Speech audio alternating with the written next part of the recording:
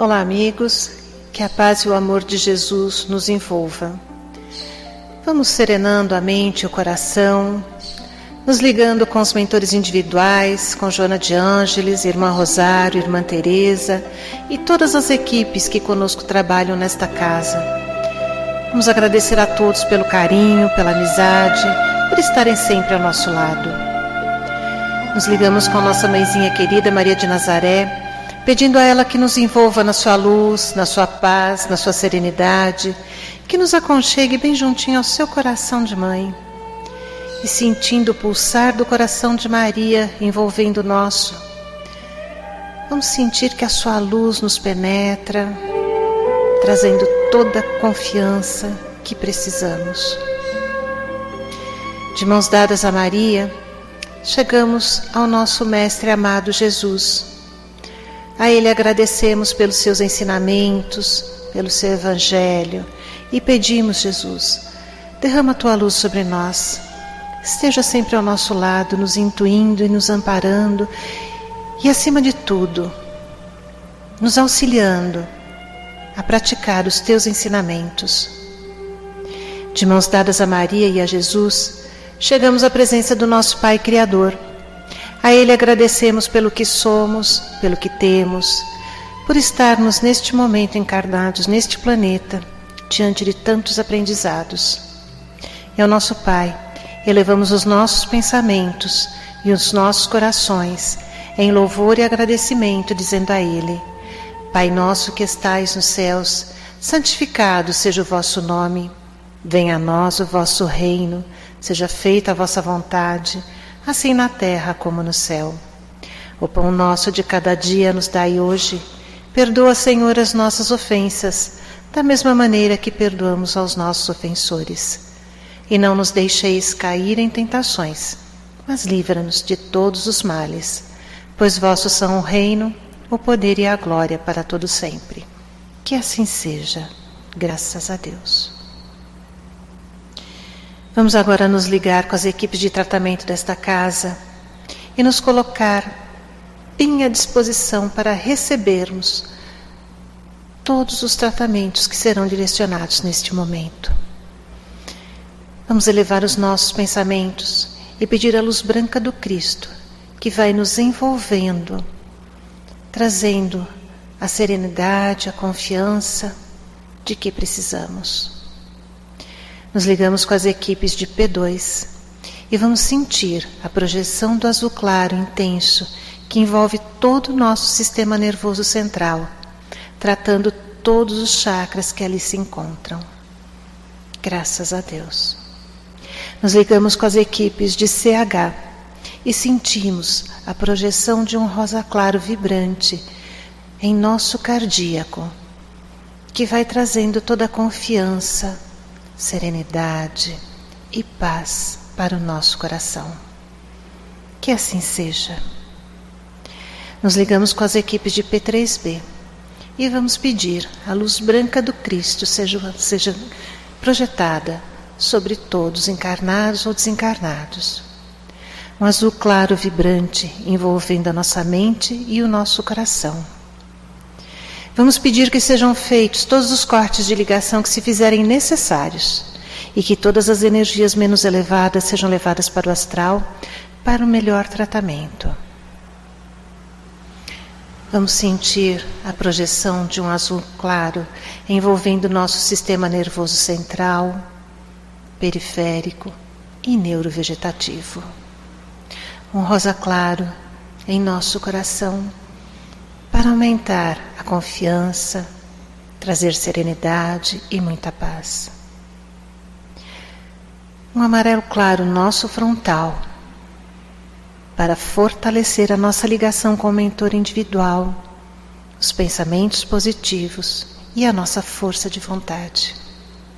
E uma cúpula rosa clara vibrante da cabeça aos pés, que vai permanecer pelo tempo que se fizer necessário. Graças a Deus. Nos ligamos agora com as equipes de P1 e P3A e pedimos que sejam projetados as cores do arco-íris aonde se fizer necessário, tratando membros e órgãos. Que assim seja, Senhor. Graças a Deus. E nos ligamos neste momento com as equipes infantis de Meimei e Sheila, pedindo que elas envolvam as nossas crianças em muito amor e carinho, cuidando e tratando de cada uma delas. Que assim seja, Senhor. Graças a Deus. E vamos nos desligando neste momento, agradecendo por todos os tratamentos realizados. E vamos agora abrir a nossa mente e o nosso coração para a palestra que se dará neste momento. Que assim seja. Olá, minhas amigas, meus amigos, estamos aqui mais uma vez nessa casa que nos acolhe há tantos anos. Eu, principalmente, que estive desde os primeiros tijolinhos do Joana, é uma grande satisfação estar aqui com vocês, mais uma palestra, mais um encontro, infelizmente ainda virtual, mas nós espíritas estamos muito acostumados com essa virtualidade. Nós interagimos com os espíritos em tempo integral, o tempo todo, e não os vemos, pelo menos a maioria de nós. Então, a palestra, o nosso contato entre encarnados pelos meios virtuais também não é tão complicado assim. Hoje nós vamos falar sobre a lei de destruição. Lei de destruição está na terceira parte do Livro dos Espíritos, capítulo 6, mais especificamente. E o nome é esquisito, né? Fala lei de destruição, mas existe uma lei de destruição. A palavra destruição tem uma conotação ruim para nós, humanos, para nós que colocamos todo o nosso foco, toda a nossa energia na matéria. Para a lei de Deus, não.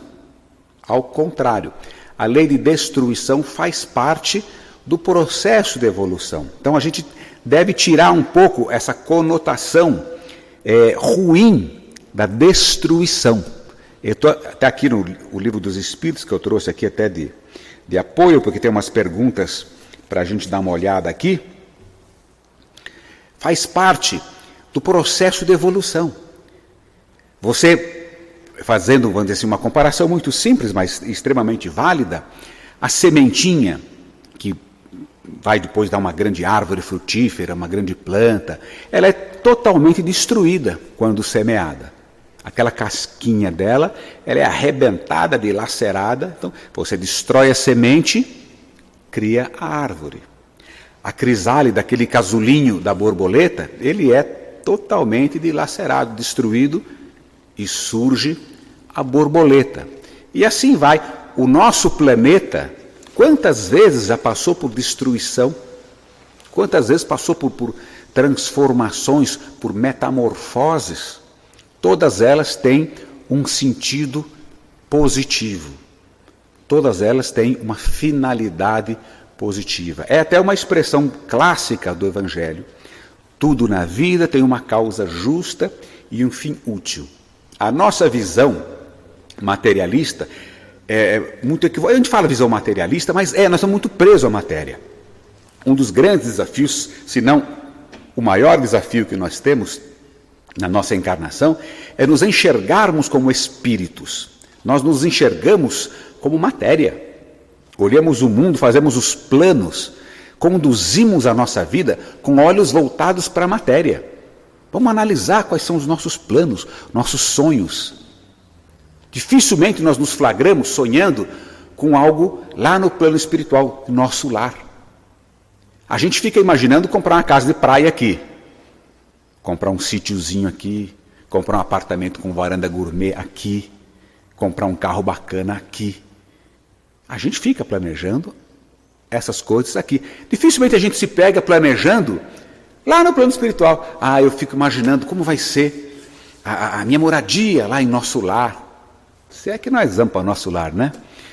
No plano espiritual. Ninguém faz planos nesse sentido. Até porque faz parte até da nossa conversa hoje, isso passa pela morte.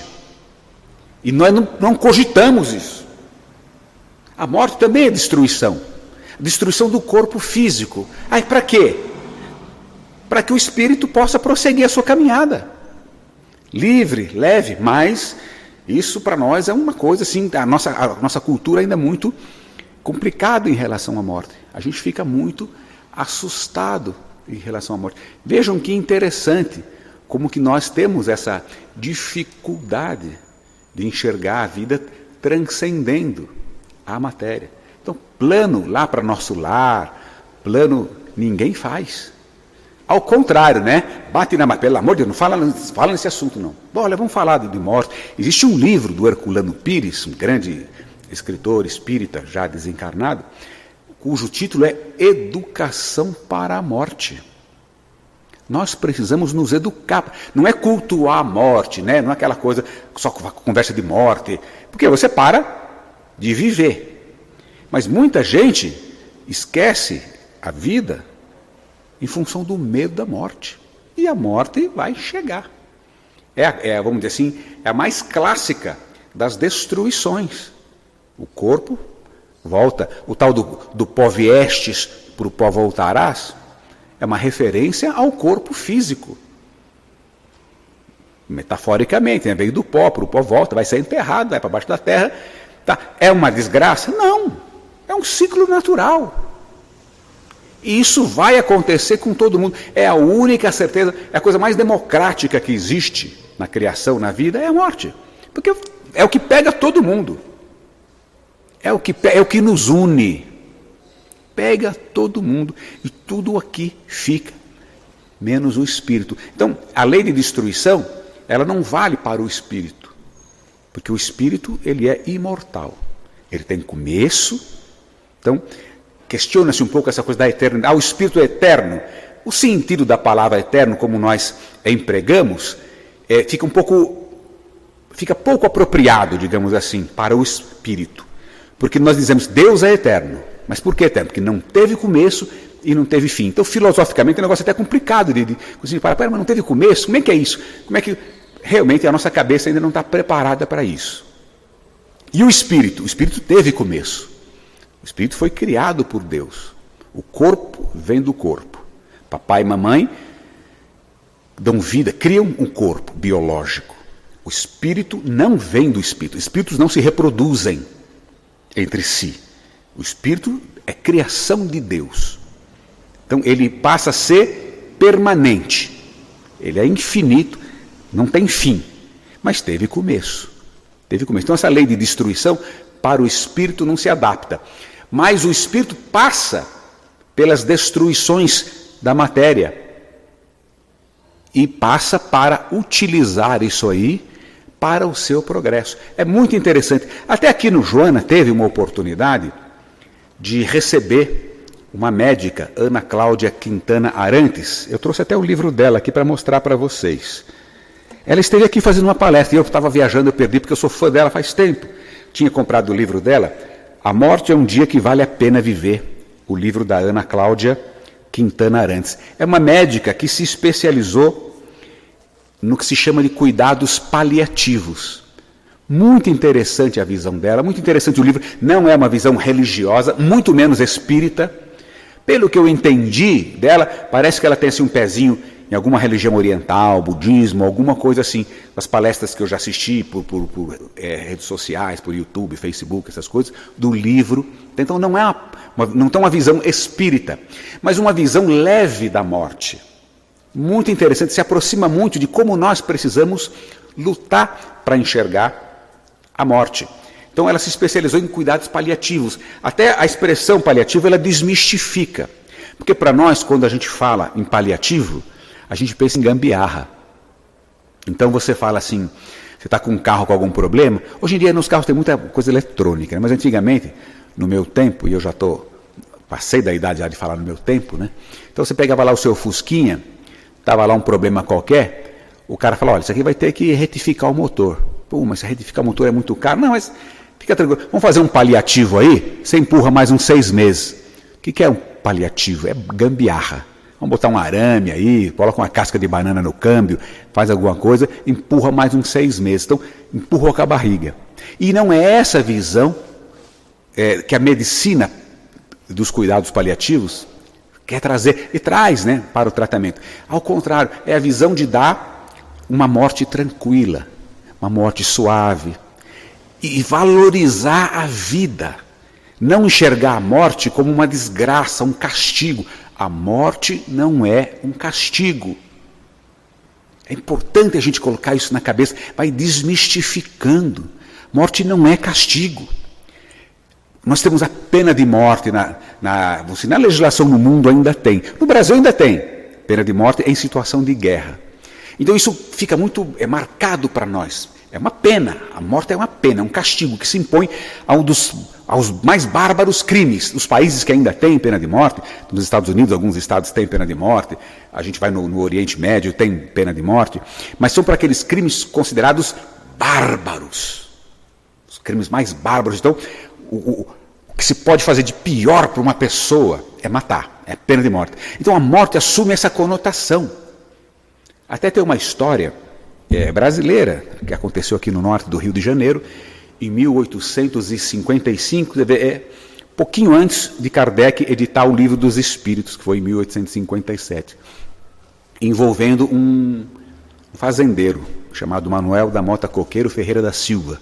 Manuel da Mota Coqueiro Ferreira da Silva. Ele tinha lá uma briga, uma discussão com alguns poceiros nas terras dele, na fazenda dele, e a comunidade toda ali sabia que ele estava brigando com essas pessoas por uma questão de posse da terra e tal.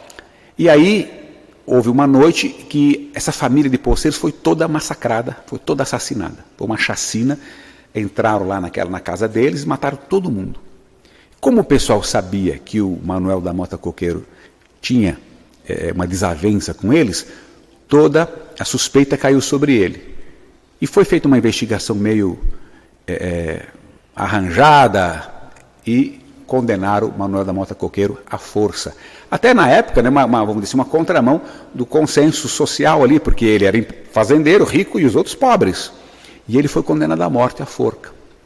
Só que, pela legislação da época, era império ainda, Dom Pedro II era o imperador, cabia a ele dar o perdão ou não. Ele poderia comutar a pena, transformar a pena em prisão perpétua. Mas não fez. E o Manuel da Mota Coqueiro foi condenado à forca.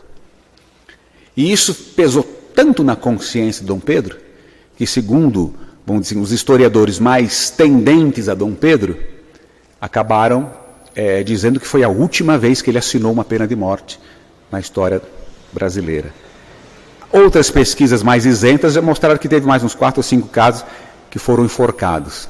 Mas por que eu estou trazendo essa história? Para acentuar o impacto da tal pena capital, é a pena máxima, a pena de morte. Então fica na cabeça da gente, dizem que Dom Pedro II teve um problema sério de consciência em relação a isso.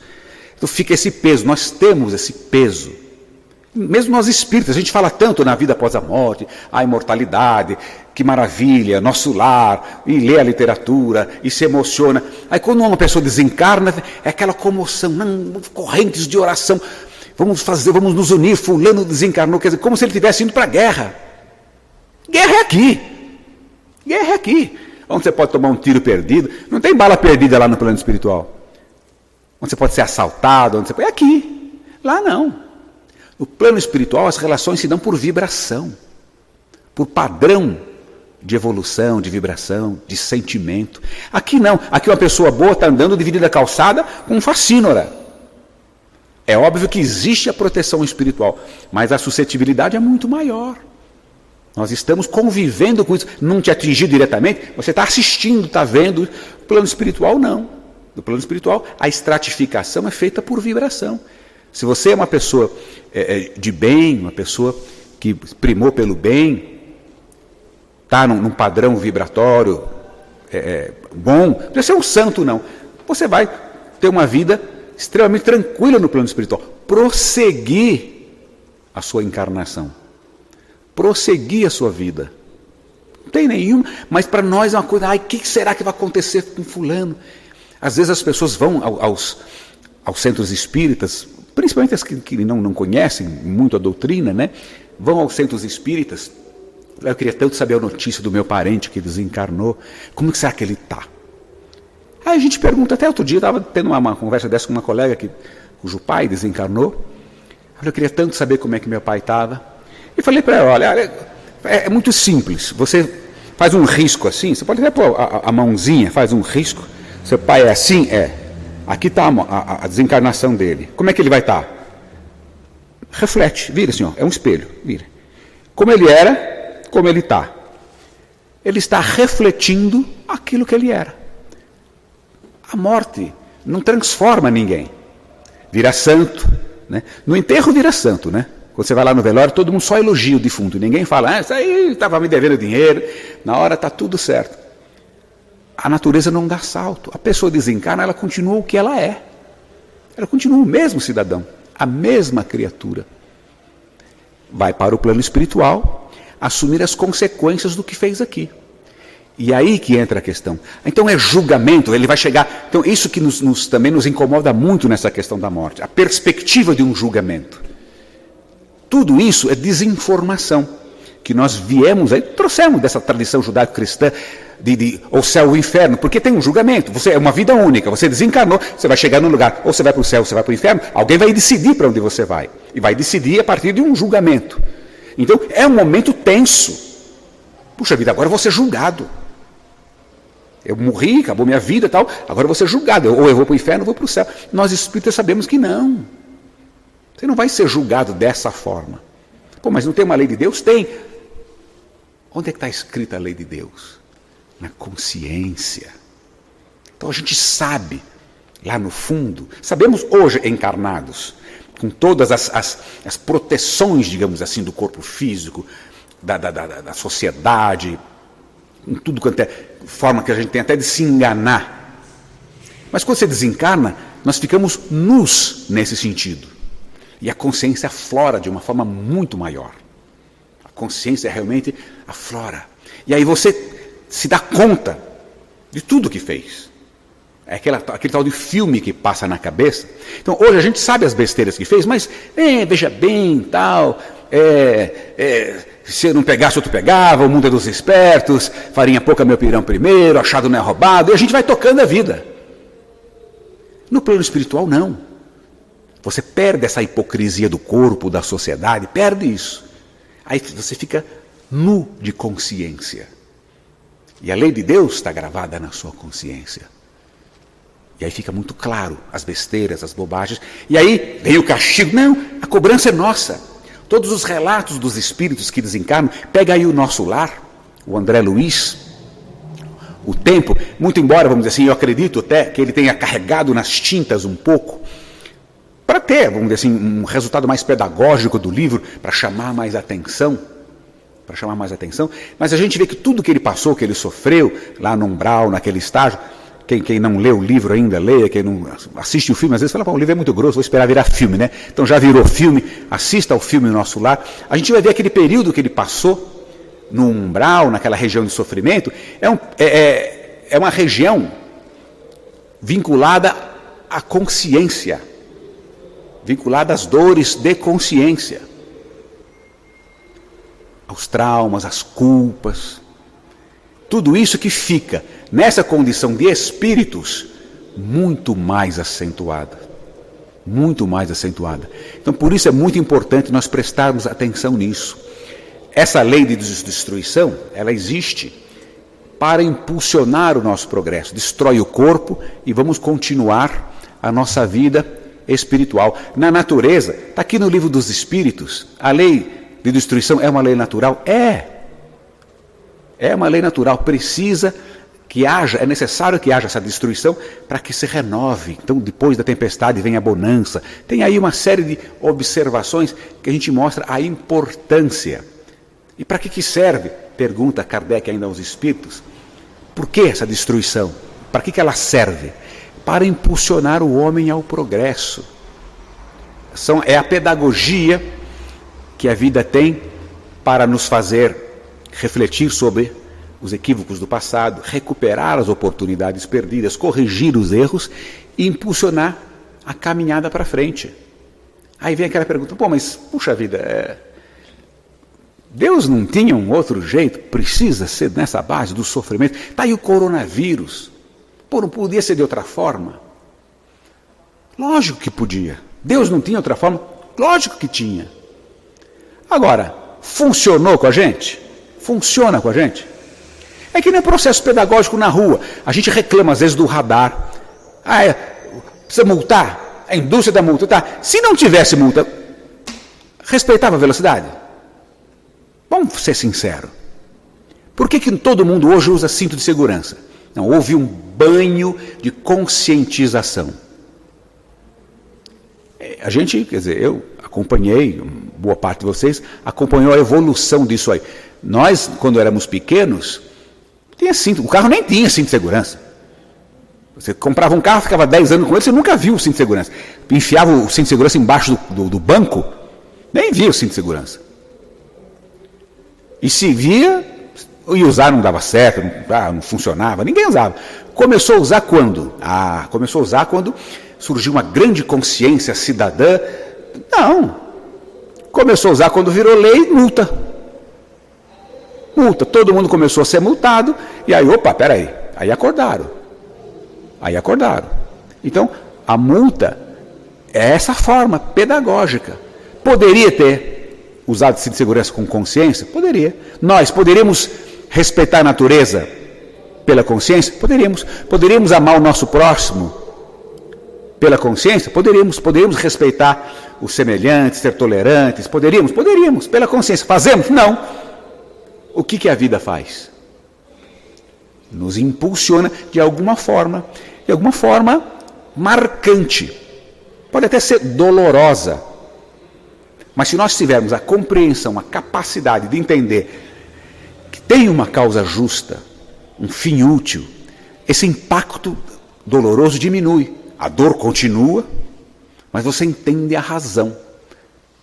Nós não estamos doidos agora, nem doido, para tomar uma agulhada no braço. Como assim? Doido. Vocês vão ver a fila que vai ter, gente madrugando para tomar vacina do coronavírus. Pô, mas peraí, o cara vai enfiar a agulha no seu braço? Você é louco? Entrar na fila para você estar ansioso para tomar uma agulhada? Não. O objetivo não é a agulhada. Eu sei que aquela agulhada vai me trazer a vacina que vai me proteger desse negócio. Então aquela dor da agulhada, se tiver acompanhada de uma razão lógica, ela dói menos. É aquela coisa do fardo, do Cristo. Meu fardo é leve, meu jugo é suave. O peso é o mesmo, mas você entende a razão. Por que eu estou tomando essa agulhada aqui? Não, eu estou me protegendo. Tem uma razão de ser. Dói, mas eu não vou sofrer. Agora, se eu estou no ponto de ônibus, se eu estou em algum lugar, chega um gaiato qualquer e me enfia uma agulha, é uma revolta. Opa, que é isso? É doido? A dor. Aí não é só a dor, aí vem a humilhação. Não é só a dor, não. É humilhação, é tudo. Vamos mandar para o outro lado, também da lei de destruição, da pedagogia divina, um assalto. Eu uso muito esses exemplos, porque da minha formação, foram 30 anos na polícia militar. Você é assaltado. As pessoas falam, não, me levaram o celular. É a coisa mais, eu tenho certeza absoluta, ou já falaram, ou já ouviram isso. A pessoa fala, não, mas não é por causa do valor. Não é por causa do valor, mas é a humilhação, é o medo, é aquela coisa, aquela raiva. Essa humilhação, esse medo, essa raiva, é a falta de compreensão da pedagogia da vida. É a falta de compreensão da pedagogia da vida. Se a gente parar para pensar, puxa vida, alguma razão tem para isso. Deus não é justo? Sabe de tudo, pode tudo, está em todo lugar? Eu fui assaltado. Deus virou as costas para mim? Não. No sentido figurado, Deus, entre aspas, permitiu que aquilo acontecesse. Porque tinha uma razão para isso. Então o bandido era um emissário de Deus, um espírito de luz. Não, ele é bandido. O próprio Evangelho deixa bem claro. O escândalo tem de vir, mas ai daquele através do qual o escândalo venha. Ele vai assumir a responsabilidade dele. Mas eu não estou ali de vítima. Aquilo aconteceu por alguma razão. E se eu colocar isso na cabeça, a dor vai se limitar à perda material do celular. O trauma é menor. Porque eu entendi a razão do que aconteceu comigo. eu entendi a razão. E aí que a gente entra, eu queria fechar com essa questão do suicídio. Nós estamos em setembro, Setembro Amarelo é o mês que se chama a atenção para, na luta, no combate ao suicídio. O suicídio também é aí uma destruição provocada. É uma destruição, não faz parte dos planos de Deus você desencarnar dessa forma, né? Então, nós precisamos muito trabalhar na questão da prevenção, do acolhimento, da abertura. As casas espíritas, principalmente, nesse momento de pandemia, está muito difícil, né? Porque as pessoas ficam ansiosas, eu queria tanto ir lá tomar um passe e conversar com alguém. A gente tem que estar aberto de alguma forma, aberto não necessariamente fisicamente, mas aberto pelas redes sociais, um bate-papo, um telefonema, alguma coisa, para conversar com as pessoas que estão angustiadas, que estão desesperadas e podem correr o risco de cair nessa armadilha da fuga. Da fuga. Daí é importante a gente acentuar que não tem como você fugir. Você vai destruir a matéria, o corpo, o espírito não. E sem ameaça, sem nada. Às vezes a gente está falando, tem uma pessoa que está assistindo, teve um parente que se suicidou, é um castigo, é um pecado mortal, vai para o inferno. Não. Não. Agora, é uma ação equivocadíssima que gera consequências. Mas mais para frente vai gerar oportunidades. Tudo se refaz. Nada é definitivo a não ser o bem, a não ser o amor de Deus. O perdão divino é para todos. Agora, perdão não é anistia. Deus perdoa, está perdoado. Não tem relação ruim com ninguém. Mas aquilo que você fez de equivocado, você precisa reparar. Aquilo que você destruiu, você precisa reconstruir.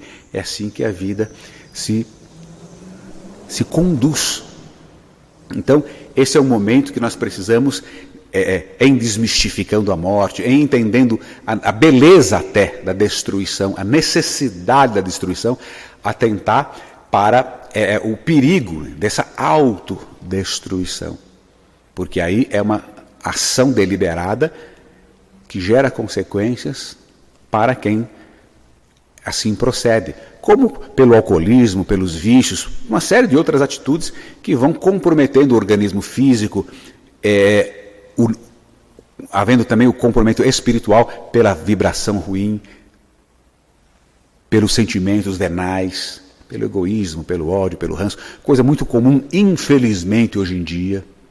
Infelizmente, hoje em dia, muita gente vivendo esse ranço, vivendo esse ódio, então, numa sociedade intranquila. Tudo isso faz parte dessa dificuldade de compreender a lei de Deus. Tudo isso faz parte dos planos de Deus. O nosso olhar para a vida tem que ser um olhar suave, leve, esperançoso, feliz. Temos motivos para sorrir, haja o que houver, porque vai passar. Vai passar. Você está doente, não tem problema nenhum. Vai passar, doença grave, vai passar. Tudo vai passar. Tudo. Só vai ficar o espírito indestrutível, caminhando inexoravelmente para a evolução, para o progresso. Vai voltar para os braços de Deus, de onde veio. É o nosso destino. A gente pode fazer isso chorando, lamentando, esperneando, ou pode fazer essa caminhada de cabeça erguida, suportando as dores, mas entendendo as causas e a razão de ser para o futuro, viver em paz e principalmente olhando o nosso próximo, o nosso semelhante, como irmão de caminhada, por mais equívocos que porventura eles tenham cometido, são nossos irmãos, são a única forma de a gente caminhar para frente. É a bandeira do Espiritismo, fora da caridade não há salvação. Vamos fazer esse exercício, porque é ele que nos vai conduzir para o futuro melhor. Que Deus nos abençoe. Muito obrigado.